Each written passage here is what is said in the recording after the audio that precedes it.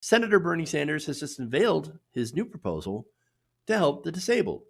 And now he will join at least 7 other current and former Democratic candidates who have released their own disability policies within the last few months. So now this is important. Former Vice President Joe Biden, by the way, is the only one who doesn't actually have a disability plan. At least he's the last remaining top polling candidate who doesn't have a plan. Now, Elizabeth Warren has a plan. That is interesting. Warren's plan, of course, gets disability activists pretty excited. But in this, Bernie Sanders' plan is actually stronger. Now, his proposed policy page opens with the declaration that disability rights are civil rights. It's something that's really, really important to recognize. His proposal spans issues including healthcare, employment, social security, education, environmental justice, housing, immigration, incarceration, technology, and voting, all of which, of course, deeply affect people who are disabled as well. Now, the plan begins by outlining a number of steps that Sanders would take using executive actions. Now, one of those actions includes appointing an attorney general who would aggressively enforce the Supreme Court's Olmstead versus LC decision.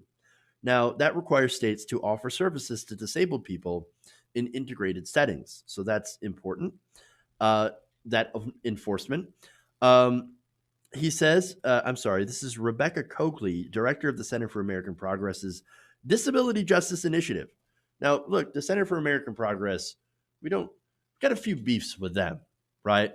But Rebecca Coakley says this, quote, starting off with community integration shows that the Sanders campaign is clearly in touch with the energy and priorities of the grassroots.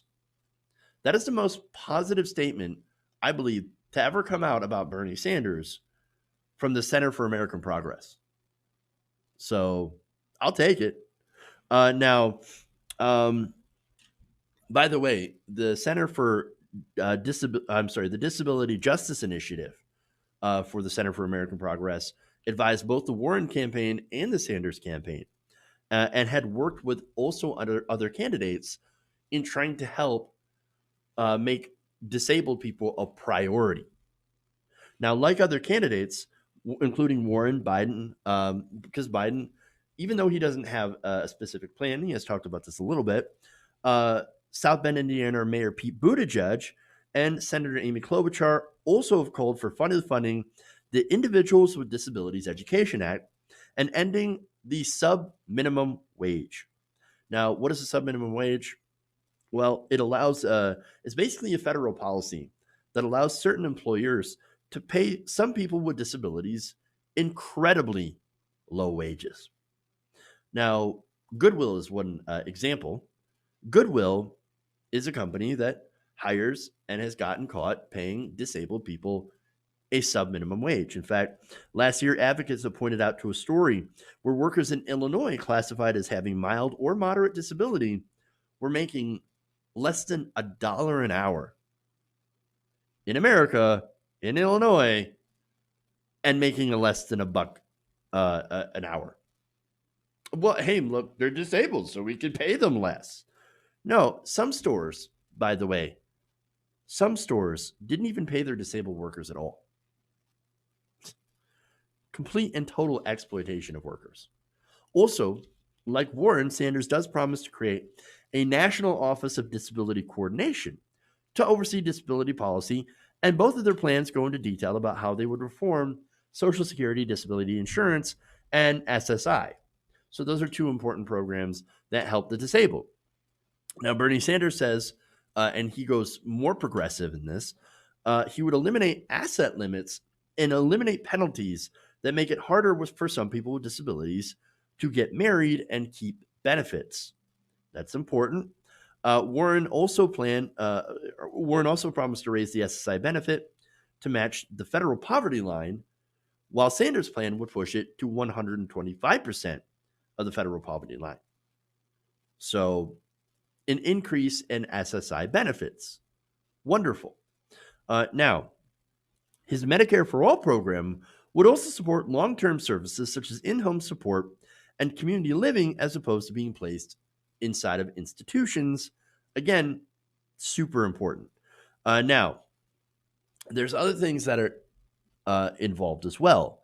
For example, disaster preparedness legislation, a $40 billion climate justice resiliency fund, establishing an office dedicated to climate resiliency for people with disabilities, and ensuring that the Green New Deal's implementation takes disabled Americans into account. So this is very, very comprehensive. It's basically the only plan that includes disability rights in addressing climate change. Very, very inclusive. So, and of course, the reason for that, and the reason that it took so long for Sanders to come up with this plan, is that they had worked with a lot of disability advocates and experts and tried to find out exactly what they need and then crafted it to fit in with the rest of Sanders' policy priorities. So, one thing that I've noticed is that every big policy proposal feeds into another. Medicare for all feeds into the Green New Deal. Green New Deal is connected to disability rights, healthcare. You have all these different pieces of legislation or possible proposals that will become legislation that tie into each other. And so, I mean, that is, look, again, it takes a long time to craft that and to make that interconnection happen. But it shows that Sanders is not messing around when it comes to actually putting forward a unique vision for a better America. So, very detailed, very intersectional, very inclusive. So, I'm really glad to see the Democratic Party is seriously looking into helping members of the disabled community. They're not exactly the biggest voters, they don't exactly turn out. And so, to see the renewed focus from some of these candidates, even Cory Booker, who had dropped out previously, to see him have a plan that involves disabled Americans, that's wonderful to see. Hey guys, hopefully you enjoyed that free video. Now I'm going to have to ask you a favor. Between the demonetization and the YouTube algorithm messing around with view counts, etc., we're having a hard time adjusting to the new YouTube reality, which is where you guys come in. See, we have a Patreon, patreon.com/TYTNation, set up to help us rely on you guys, the viewers, instead of big corporate ads. Look, you know the show. You know how I'm not in favor of big corporations anyway. So help us transition away from relying on the ad model to pay the bills and sign up to be a patron, patreon.com/TYTNation. That goes a long way to help us keep the lights on. And you guys will know that you're supporting independent progressive media.